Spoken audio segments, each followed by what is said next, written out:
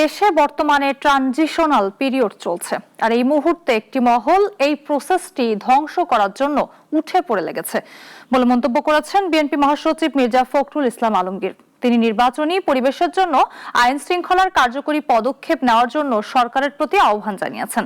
বিস্তারিত রাশেদুল কাদিরের রিপোর্টে। বিএনপির সাথে জোটের জমিয়তে উলামায়ে ইসলামের আসন ভাগাভাগি চূড়ান্ত হওয়ার পর তা জানানোর জন্য গুলশানে সংবাদ সম্মেলন। বিএনপি মহাসচিব বলেন, একটা ভয়াবহ স্বৈরশাসকের শাসন থেকে বেরিয়ে এখন নির্বাচনের দিকে যাচ্ছে দেশ।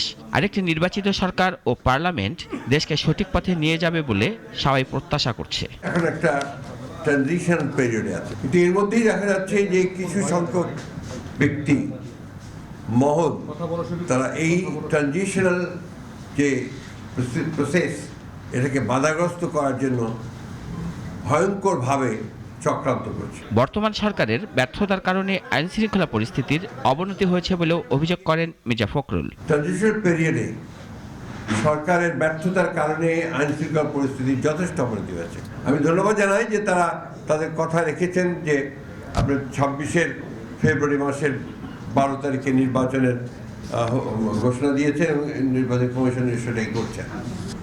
কিন্তু নির্বাচনের যে পরিবেশ তৈরি করা, এই পরিবেশ তৈরি করার জন্য তাদেরকে আরও সচেতন এবং ইতিবাচক ভূমিকা পালন করা দরকার। সংবাদ সম্মেলনে জানানো হয়, নীলফামারী 1, সিলেট 5, বিবাড়িয়া 2 ও নারায়ণগঞ্জ 4 এই 4টি আসনে জমিয়তে উলামায়ে ইসলামকে ছেড়ে দেওয়া হয়েছে।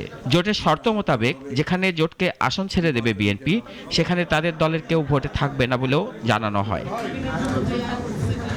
রাশেদুল কাদির, নাগরিক, ঢাকা।